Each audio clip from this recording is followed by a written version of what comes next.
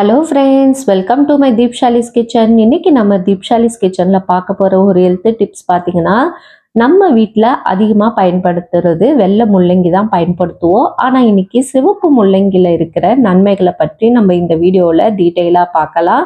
இதை எப்படியெல்லாம் சமைத்து சாப்பிடலானோ இந்த வீடியோவில் நம்ம பார்க்கலாம். வாங்க இப்போ வீடியோக்குள்ளே போகலாம்.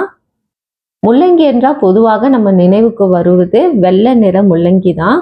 ஆனால் இந்த சிவப்பு முள்ளங்கி ரொம்ப ஒரு சிறப்பான வகையாக இருக்குது. இதில் பார்த்தீங்கன்னா காரத்தன்மை அதிகமாக இருந்தாலும் இதில் சத்துக்கள் அதிகமாக இருக்குது. இது அதிகமாக பார்த்தீங்கன்னா ஜப்பான், கொரியா போன்ற நாடுகளில் தான் ரொம்ப முக்கியமான உணவாக கருதப்படுது. இந்த சிவப்பு முள்ளங்கியை பயன்படுத்தி நம்ம முள்ளங்கி பொரியல், பருப்போடு சேர்த்து கூட்டு மாதிரி செய்யலாம். அதே மாதிரி முள்ளங்கி பராட்டா பண்ணலாம்.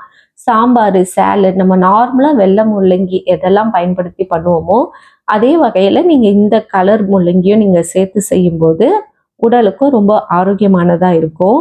இதில் ருசியும் அதிகமாக இருக்கும். இந்த சிவப்பு முள்ளங்கியை நீங்கள் சமைக்கிறதா இருந்தால் என்ன பண்ணுங்க, கொஞ்ச நேரம் தண்ணியில் ஊற வச்சுட்டு அதுக்கப்புறம் செஞ்சீங்கன்னா அதில் இருக்கிற காரத்தன்மை குறையிறதுக்கு வாய்ப்பு அதிகம். இந்த சிவப்பு முள்ளங்கி பார்த்தீங்கன்னா செரிமானத்துக்கு ரொம்ப சிறந்ததாக இருக்குது. இதில் இருக்கிற நார்ச்சத்து பார்த்தீங்கன்னா குடல் எப்பொழுதும் சுத்தமாக வச்சிருக்க ரொம்ப உதவியாக இருக்குது. அதே போல் கல்லீரல் மற்றும் சிறுநீரகத்தை சுத்தமாக வச்சுக்கிறதுக்கும் இந்த சிவப்பு முள்ளங்கி பார்த்தீங்கன்னா நன்றாக பயன்படுது. பொதுவாகவே வெள்ளை முள்ளங்கி பார்த்தீங்கன்னா குளிர்ச்சி தன்மை அதிகமாக இருக்கும்னு சொல்லுவாங்க. ஆனால் இந்த சிவப்பு முள்ளங்கி பார்த்தீங்கன்னா நம்மளுக்கு இரும்பல், குளிர் இந்த மாதிரி பிரச்சனையெல்லாம் குறைக்கிறதுக்கு ரொம்ப இயற்கையாகவே உதவி பண்ணுது. அதே போல் சர்க்கரை நோயாளிகளுக்கு சர்க்கரை அளவை கட்டுப்படுத்தவும் இது ரொம்ப உதவியாக இருக்குது.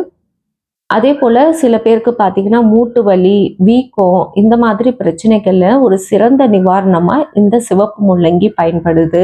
தைராய்டு பிரச்சனை இருக்கிறவங்க இந்த சிவப்பு முள்ளங்கியை அவாய்ட் பண்ணிக்கிறது நல்லது. சிவப்பு முள்ளங்கி பார்த்தீங்கன்னா காரத்தன்மை அதிகமாக இருக்கிறதால இதை நம்ம அதிகமாக சாப்பிடும்போது வயிற்றுப்போக்கு, வாந்தி போன்ற பிரச்சனைகள் ஏற்பட வாய்ப்பு இருக்குது. அதனால அது கொஞ்சம் சிறிது நீரில் நல்லா ஊற வச்சுட்டு காரத்தன்மை போன பிறகு நீங்கள் சமைச்சு சாப்பிடுங்க.